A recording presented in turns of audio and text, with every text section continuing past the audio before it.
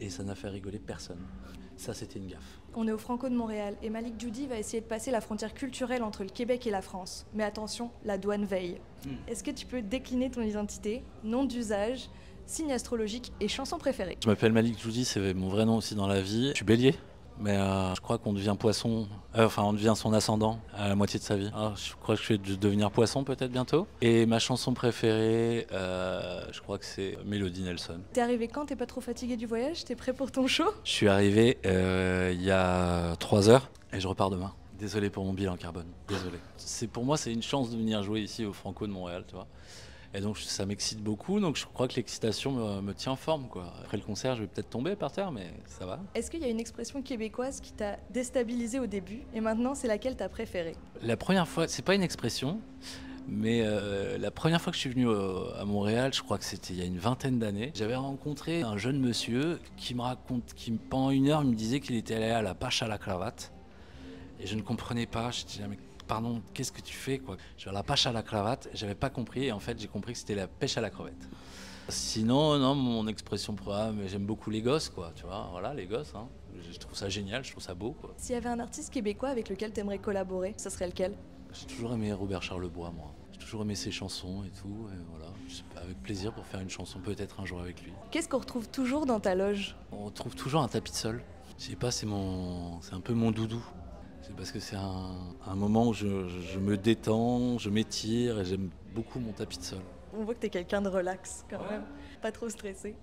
Est-ce que t'as toujours un rituel avant de monter sur scène? Est-ce que ça a un lien avec le tapis de sol? Il y a ce rituel du tapis de sol. Non, ce que j'aime beaucoup, c'est rigoler, quoi. J'aime beaucoup rigoler. Il faut absolument que je rigole avec mon équipe. Et avant, je le faisais pas, mais maintenant, aujourd'hui, je fais des échauffements vocaux. Voilà. Alors je fais ça prend la tête à tout le monde parce que c'est toujours les mêmes, mais j'aime beaucoup m'échauffer aujourd'hui. Avant j'adorais aller sur scène comme ça, comme j'étais dans la vie, quoi. J'adorais faire mes trucs à droite à gauche et monter sur scène, voilà. Mais aujourd'hui je deviens de plus en plus professionnel peut-être. Je prends tout ça au sérieux. Avant je le prenais moins au sérieux mais c'était bien aussi, hein. Est-ce qu'il y a une gaffe que t'as faite sur scène, ta pire gaffe, que t'essaies de pas reproduire ce soir? Je sais pas si c'est une gaffe mais je me suis cassé la figure. C'est dommage pour toi surtout. Là, j'ai voulu faire un pas chassé sur le côté et je me suis cassé la figure. Mais ça m'a fait mal, hein. C'était pas drôle. C'est pas une gaffe ça, c'est pas ta faute. Sinon j'ai joué à Marseille et j'ai rencontré une personne qui m'a dit, et son nom de famille était Louem et la personne s'appelait Ali. Et l'équipe de Marseille en France s'appelle l'OM et le gars s'appelle Ali Louem. Et donc je suis arrivé à La Rochelle et j'ai dit monsieur et madame Louem ont un fils et Ali Louem et ça n'a fait rigoler personne. Ça c'était une gaffe. Ça c'est un bide.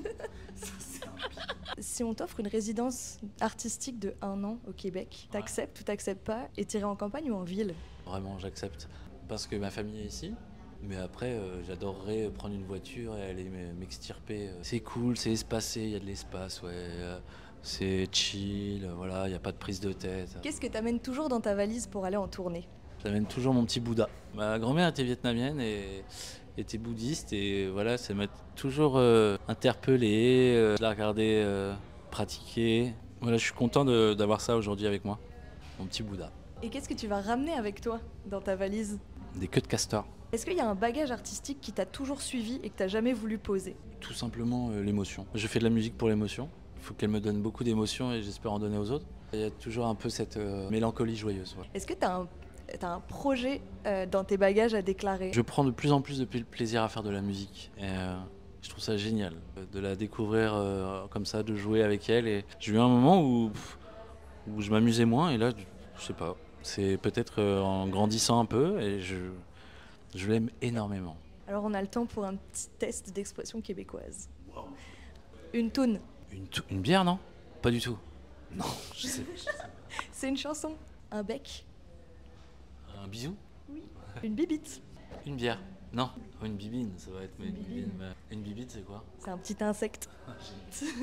Une trempette. Une douche? Non, pas du tout. Non, je sais pas. C'est une sauce dans laquelle tu peux tremper tes chips. Est-ce que tu penses que tu as réussi à traverser la frontière? Je n'ai pas réussi à traverser la frontière pour retourner chez moi. Donc je vais devoir rester ici. Ouais, j'ai réussi. Merci beaucoup. Ça va. Je suis enfin vivant.